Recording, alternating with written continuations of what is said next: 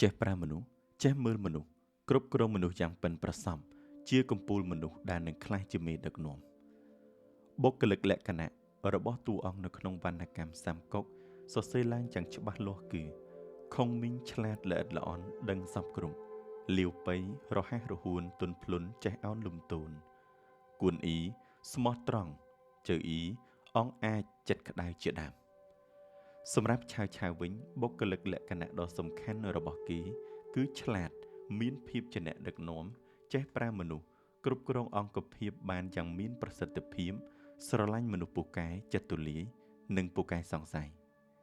ការពូកែសង្ស័យជាចំណុចខ្សោយខ្លាំងជាងគេបំផុតរបស់ឆាវ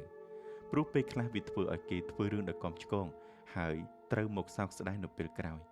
ដូចជាករណីដែលកើតឡើងចំពោះប៉ោះឈៀនជាដើមប៉ុន្តែចំណុចដែលគួរឲ្យចាប់អារម្មណ៍គឺភាពសង្ស័យនេះមើលទៅឆាវក៏ដឹងខ្លួនឯងច្បាស់ដែរដូច្នោះបានជាគេហ៊ាននិយាយប្រាប់អ្នកនៅជុំវិញខ្លួនថាគេជាមនុស្សពូកែសង្ស័យគេនៅមានចំណុចខ្សោយមួយទៀតគឺចូលចិត្តដេកមកមើលសម្រាប់មនុស្សដែលចូលមករំខានគេពេលដេកលក់ដោយមិនដឹងខ្លួនប៉ុន្តែនៅផ្នែកផ្សេងជាពិសេសបើសម្លឹងមើលពីភាពជាអ្នកដឹកនាំវិញឆាវហាក់ដូចជាមនុស្សម្នាក់ដែលមានភាពលេចធ្លោបំផុតបើនិយាយពីទឹកចិត្តដ៏ទូលំទូលាយរបស់ឆាវវិញយើងបានដឹងរហូតមកតាមរយៈរឿងសាមកុកទឹកចិត្តដ៏ទូលំទូលាយដែលបង្ហាញចេញមកឲ្យកូនចៅដឹងថាការពិតគេមានភាពស្មោះត្រង់ក្នុងការរស់នៅរួមជាមួយគ្នានឹងអ្នកផ្សេងច្រើនប៉ុណ្ណាពេលកូនចៅធ្វើកិច្ចការបានល្អឆាវតែងតែមានរង្វាន់ផ្គាប់ចិត្តដល់ពួកគេជានិច្ចដូច្នេះដោយសារតែទឹកចិត្តទូលាយមិនគិតរឿងតូចតាចឬហួងហែងទ្រព្យសម្បត្តិខ្លួនឯងយ៉ាងនេះឯងដែលធ្វើឲ្យមនុស្សទូទាំងផែនដីសុខចិត្តចូលរួមនៅក្នុងកងទ័ពរបស់គេដោយស្ម័គ្រចិត្តជាមួយគ្នានេះដែរឆាវមានក្រសែភ្នែកមុតស្រួចក្នុងការមើលមនុស្សពេលគេដឹងថាទីណាមានមនុស្សពូកែគេនឹងទៅអញ្ជើញឲ្យមកចូលរួមជាមួយនឹងគេភ្លាមហើយអ្វីដែលសំខាន់ជាងនេះទៅទៀតនោះគឺប្រសិនបើគេទទួលស្គាល់ថានរណាជាមនុស្សពូកែពិតប្រាកដមែននោះគេនឹងរកគ្រប់មធ្យោបាយដើម្បីអូសទាញមនុស្សពូកែទាំងនោះមករួមការងារជាមួយនឹងគេចំណុចនេះបង្ហាញឲ្យឃើញថាឆាវក្រៅពីភាពជាមនុស្សដែលកិត្តការធំនិងមានស្នាដៃមានផែនការហើយនោះគេក៏ជាមនុស្សដែលបង្ហាញឲ្យឃើញថាមានភាពជាអ្នកដឹកនាំយ៉ាងម៉ឺងម៉ាត់និងមានមាគ៌ាក្នុងការដឹកនាំអង្គភាពរបស់ខ្លួនឲ្យមានភាពរីកចម្រើនយ៉ាងឆាប់រហ័សនិងគង់វង្សទៀតផងដោយសារតែគេចូលចិត្តជ្រើសរើសនិងស្វែងរកមនុស្សពូកែមករួមការងារទើបបានជានៅជុំវិញខ្លួនរបស់គេមានតែអ្នកប្រាជ្ញដែលមានគំនិតជ្រៅជ្រះនិងមានចំណេះដឹងខ្ពង់ខ្ពស់ព្រមជាមួយគ្នានេះដែរក៏មានអ្នកចម្បាំងពូកែមកនៅជាមួយនឹងនគរអួយនិងធ្វើការងារបម្រើគេដោយមិនស្ដាយជីវិតទៀតផងពេលឆាវធុញទ្រាន់នឹងទំនាស់នៅក្នុងកងទ័ព18ស្រុកដែលមានអ៊ួនស៊ីជាមេដឹកនាំដែលកើតបញ្ហាច្របូកច្របល់ផ្ទៃក្នុងទើបឆាវគិតថាបើគេនៅជាមួយតែកងទ័ពដដែលនេះមានតែធ្វើឲ្យរឿងដែលគេគិតស្រមៃនោះคล้ายជារឿងអាសាបង់ដោយសារពួកអ្នកនយោបាយដែលឈួតនឹងអំណាចតែខ្វះសមត្ថភាពជាក់លាក់មិនខានដូច្នេះហើយរឿងដែលកើតឡើងចំពោះគេនៅពេលនោះគឺការសម្រេចចិត្តផ្ដាច់ខ្លួនចេញទៅបង្កើតក្រុមនៅខ្លួនឯងគប់ជួនពេលនោះនៅឯរាជធានីតុងជូត្រូវកូនធម៌របស់ខ្លួនគឺលីប៉ូសម្លាប់អំណាចនៅក្នុងរាជធានីត្រូវគ្រប់គ្រងដោយលីអ៊ុយគូជីដែលជាទាហានចាស់របស់តុងជូដែលចូលមកដណ្ដើមអំណាចពីវ៉ាងអ៊ីនិងលីពូមួយជាន់ទៀតព្រមទាំងទំការខ្លួនឯងជាសេនាបតីធំគ្រប់គ្រងអំណាចនៅក្នុងរាជធានីសត្រូវកំណាចរបស់ឆាវបានស្លាប់ទៅហើយឆាវបានត្រឹមតែជាក្រុមកងទាហានឆ្ងាយពីស្រុកកំណើតមិនទាន់អាចធ្វើអ្វីបានដល់ឡើយបានតែងតាំងមូលដ្ឋានទ័ពរបស់ខ្លួននៅក្រុងតាំងគុនចាំសង្កេតមើលស្ថានភាពនយោបាយយ៉ាងស្ងាត់ប៉ុន្តែព្រំលិខិតដូចជាកាន់ជើងឆាវពេលកើតមានចលនាកន្សែងលឿងម្ដងទៀតដែលកំពុងបង្កភាពចលាចលនៅក្នុងក្រុងសៀវឈិនពេលខាងរាជធានីដឹងដំណឹងនេះភ្លាមក៏ប្រញាប់រកមធ្យោបាយទៅបង្ក្រាបលីជូនិងគូជាដែលជាអ្នកមានអំណាចខ្លាំងនៅក្នុងរាជធានីពេលនោះបានទទួលសារពីក្រុងសៀងជីវទៅពិភាក្សាជាមួយនឹងសេនាមាត្រប្រចាំរាជធានីរួចសរុបថាត្រូវដាក់បញ្ជាទៅឲ្យឆាវប្រើរាជសាររបស់ព្រះអធិរាជហាន់សៀនទីតែម្ដងការប្រើរាជសាររបស់អធិរាជដូចនេះនឹងបង្ហាញអំពីអាញាសឹកនិងភាពត្រឹមត្រូវយ៉ាងច្បាស់លាស់ដូច្នោះទើបបានជាឆាវរីករាយក្នុងការទទួលតួនាទីគ្រានោះព្រោះមនុស្សដូចជារូបគេមិនបានគិតត្រឹមតែថានឹងទៅធ្វើការតាមបញ្ជាតែប៉ុណ្ណោះទេប៉ុន្តែកិច្ចការគ្រានោះគឺជាឱកាសសម្រាប់គេតែម្ដង ប៉ុន្តែឱកាសនេះជាឱកាសបែបណាយើងចាំមកនិយាយគ្នានៅពេលខាងមុខទៀតប៉ុន្តែរឿងដែលកើតឡើងបន្ទាប់មកទៀតបានបង្ហាញឲ្យយើងឃើញថាចំណុចមួយទៀតដែលឆាវក្រៅអំពីមានគំនិតក្តីស្រមៃនិងភាពក្លាហានហើយនោះគេក៏ចេះរត់គេចដកថយនិងចេះសម្រុកទៀតផងយើងនឹងឃើញថាពេលគេចាប់ផ្ដើមធ្វើតាមក្តីសុបិនរបស់ខ្លួនឲ្យខ្លាចជាការពិតហើយនោះស្ថានភាពដែលរំពឹងទុកបែរជាប្រែប្រួលទៅវិញគេសុកចិត្តដកខ្លួនថយចេញមកបង្កើតកងកម្លាំងតូចៗរបស់ខ្លួនព្រមទាំងប្រកាសអញ្ជើញអ្នកដែលចាប់អារម្មណ៍មកចូលរួមនៅគ្រាដំបូងដោយហេតុតែគេមានកម្លាំងមាំមួននិងមានឆន្ទៈដូចគ្នាធ្វើឲ្យនាយទាហានកម្លាំងមាំមួននៅក្នុង18កងពលរីករាយនិងចេញមកតាមឆាវមួយចំនួនប៉ុន្តែនៅពេលចេញមកមិនទាន់បានដំណើរការអ្វីផងតុងជួក៏ត្រូវគេសម្លាប់បាត់ទៅទៀតធ្វើឲ្យស្ថានភាពប្រែប្រួលម្ដងទៀតព្រោះសត្រូវរបស់គេបានរលាយទៅហើយប៉ុន្តែនៅក្នុងរាជធានីស្ថានភាពកាន់តែធ្ងន់ធ្ងរដោយសារតែដណ្ដើមអំណាចរបស់លីគូជី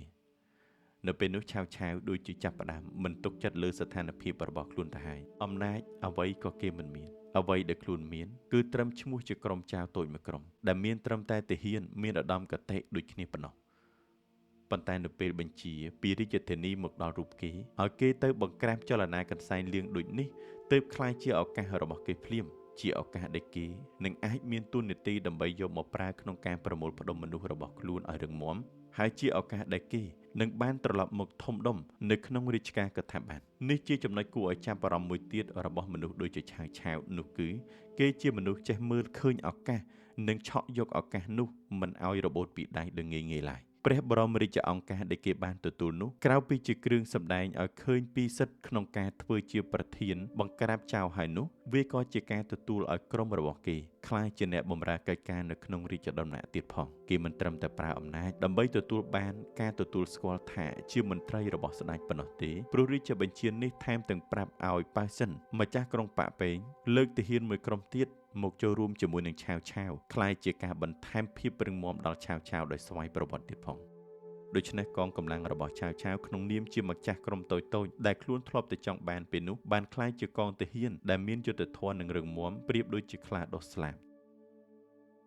ទោះជាអ្វីក៏មិនអាចរារាំងបានដែរដូច្នោះមិនយូរប៉ុន្មានបន្ទាប់អំពីឆាវបានទទួលព្រះរាជអង្គការឲ្យទៅបង្ក្រាបចៅគេក៏លើកកងទ័ពរបស់ខ្លួនទៅទប់ទល់នឹងចលនាកន្សែងលឿងយ៉ាងយកចិត្តទុកដាក់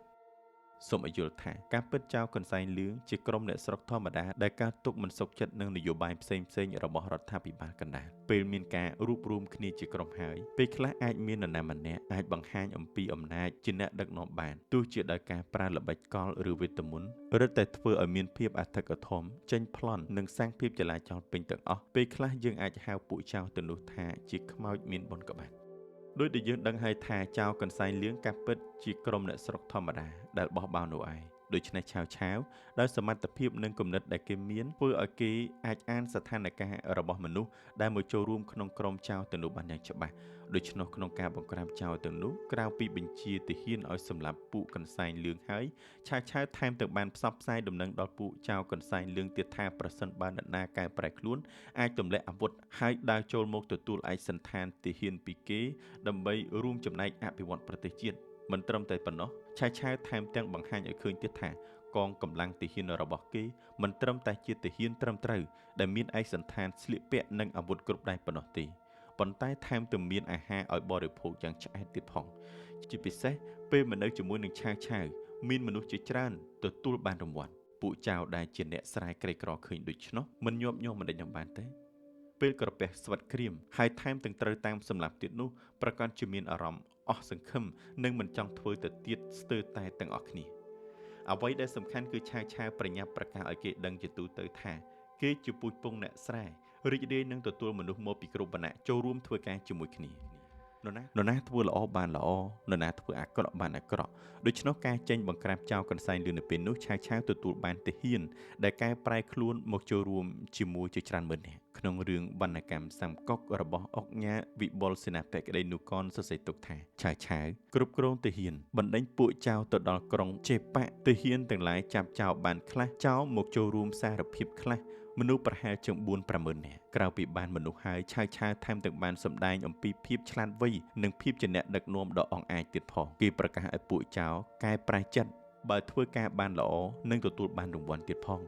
ព្រមជាមួយគ្នានេះដែរគេរៀបចំកងទ័ពស្រួចរបស់គេមានតែពួកចៅកែប្រែខ្លួនចេញទៅបង្ក្រាបគ្នាឯងដូច្នោះបានជាពួកចៅទាំងនោះធ្វើការយ៉ាងពេញទំហឹងសម្លាប់បានត្រូវតែសម្លាប់លួងលោមបានត្រូវតែលួងលោមនៅទីបំផុតបន្ទាប់អំពីធ្វើសង្គ្រាមរយៈពេល2 ខែធ្វើឲ្យទាហានរបស់ខ្លួនផុតពីការស្លាប់ហើយបែរជាមានចំនួនកើនឡើងកាន់តែច្រើនទៅវិញនៅក្នុងវណ្ណកម្មសាមកុកដែលយើងទាំងអស់គ្នាស្គាល់ច្បាស់បានសរសេរទុកយ៉ាងគួរឲ្យភ្ញាក់ផ្អើលថាឆាវឲ្យពួកចៅដែលជាឆ្លើយសឹកឈរជើងនៅជុំមុខលើកទៅបង្ក្រាបចៅនៅតាមស្រុកផ្សេងចៅទាំងនោះចូលមកសារភាពទាំងចាស់ទាំងថ្មីបានប្រហែលជា30,000 នាក់ចំនួននេះវាច្រើនហួសអំពីការចង់បានទៅទៀតរឿងទាំងនេះបង្ហាញឲ្យឃើញអំពីសមត្ថភាពពិតប្រាកដរបស់មនុស្សដែលនឹងក្លាយជាអ្នកដឹកនាំកាលពីដំបូងយើងបាននិយាយរួចទៅហើយថាឆាវចូលចិត្តយកមនុស្សពូកែមកនៅចិត្តខ្លួនពេលនេះយើងបានមើលអំពីចំណុចដដែលដែលឆាវមានសមត្ថភាពមើលធ្លុះស្ថានភាពនិងការចេះឆក់យកឱកាសនោះគឺពេលទទួលបានព្រះរាជសារគេប្រៀបដូចជាខ្លាដុះស្លាប់បន្ទាប់មកទៀតនឹងបង្ហាញឲ្យឃើញអំពីភាពពូកែក្នុងការគ្រប់គ្រងរបស់គេចៅដឹងច្បាស់ថាកងកម្លាំងរបស់ខ្លួននៅមានតិចតួចនៅឡើយហើយថែមទាំងដឹងទៀតថាពួកចៅកន្សែងលឿងគ្រាន់តែជាកសិករក្រីក្រប៉ុណ្ណោះទេពគេគិតចង់អូសទាញពួកចៅមកធ្វើជាបាក់ពួកធ្វើឲ្យកងកម្លាំងដែលមុននេះតូចដល់ឡើយប្រែជាធំភ្លាមលើសពីនេះយើងនៅបានឃើញមួយចំណុចទៀតដែលមាននៅក្នុងរឿងសាមកុកត្រង់ខណ្ឌនេះថាបណ្ដាអ្នកស្រុកប្រុសស្រីឆាវចាប់ខ្លួនបាននោះមានប្រហែលជា100,000ឆាវជ្រើសយកតែអ្នកដែលមានកម្លាំងមាំមួនប្រហែលជា20,000ចំណែកចាស់ជរានិងស្ត្រីឲ្យត្រឡប់ទៅប្រកបរបរតាមភូមិលំនៅឋានរៀងខ្លួនវិញការដោះលែងឆ្លើយសឹកធ្វើឲ្យឆាវទទួលបានការដឹងគុណពីមនុស្សគ្រប់គ្នាដែលសំខាន់គេទទួលបានមនុស្សដែលជាអ្នកស្រុកមួយចំនួនទៀតយ៉ាងនេះបើមិនហៅថាពូកែតើនឹងហៅថាអ្វីទៅ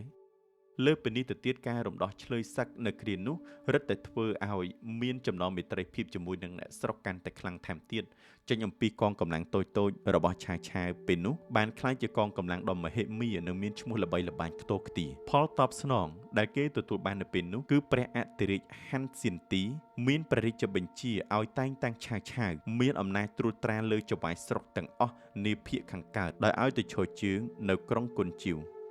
ការធ្វេសប្រហែសរបស់លីជូកូកែកំពុងតែត្រូវលំពេងត្រឡប់មកចាក់ខ្លួនឯង